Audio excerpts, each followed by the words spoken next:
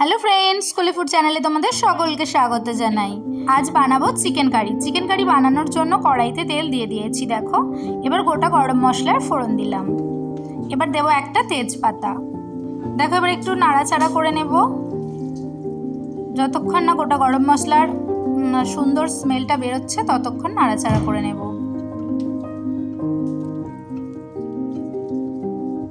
দেখো, এবার আমরা চিকেনটা দিয়ে দেবো তেলে দিয়ে গোটা গরম মশলার সঙ্গে খুব ভালোভাবে চিকেনটা আমরা 10 মিনিট নাড়াচাড়া করে নেব।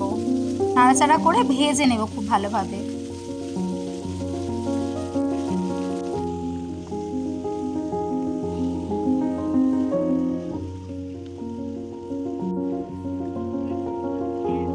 দেখো, দেখে বুঝতেই পারছো মাংসর যে কাঁচা ভাবটা, সেই ভাবটা চলে গেছে। এবার আমরা এই মাংসর ওপরে দিয়ে দেব পেঁয়াজটা।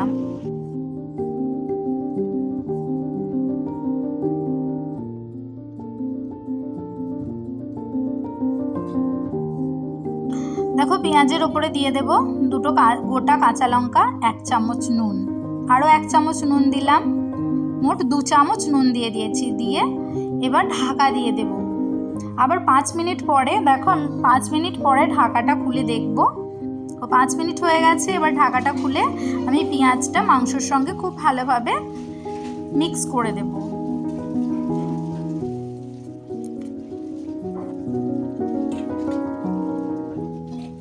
দেখো, মাংসটা পেঁয়াজের সঙ্গে আমি আরও 5 মিনিট নাড়াচাড়া করে নিয়েছি।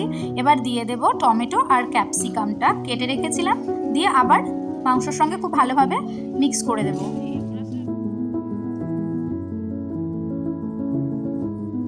আমি এবার আরও 5 মিনিটের জন্য ঢাকা দিয়ে দেব।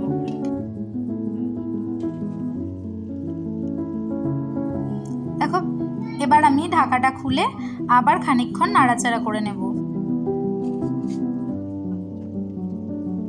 এবার আমি দিয়ে দেব আদা রসুনের পেস্ট। দেখো, আমি 3 চামচ আদা রসুনের পেস্ট দিচ্ছি। দিয়ে এবার মাংসটার সঙ্গে আদা রসুনের পেস্টটা খুব ভালোভাবে কষিয়ে নেব। তার আগে আমি দিয়ে দেব 2 চামচ হলুদ, আর দিয়ে দিলাম 2 চামচ গোলমরিচের গুঁড়ো। আমি লঙ্কা গুঁড়ো ব্যবহার করব না, তাই গোলমরিচের গুঁড়ো ব্যবহার করলাম। তোমরা লঙ্কা চাইলে গোলমরিচটা স্কিপ করে লঙ্কার গুঁড়োও ব্যবহার করতে পারো।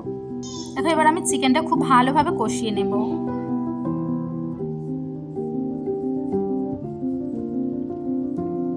আমি আরও 10 মিনিটের জন্য ঢাকা দিয়ে দেব। দেখো, এবার ঢাকা খুলে দেখবো 10 মিনিট পরে। দেখো, চিকেনটা প্রায় আমার হয়েই এসেছে। দেখো, চিকেনটা এবার একদম রেডি। এবার চিকেনের ওপরে দিয়ে দেব 1 চামচ গরম মশলা গুঁড়ো। দিয়ে খুব ভালোভাবে নাড়াচাড়া করে নিয়ে চিকেনটা আমি নামিয়ে নেব। চিকেনটা আমার একদম রেডি।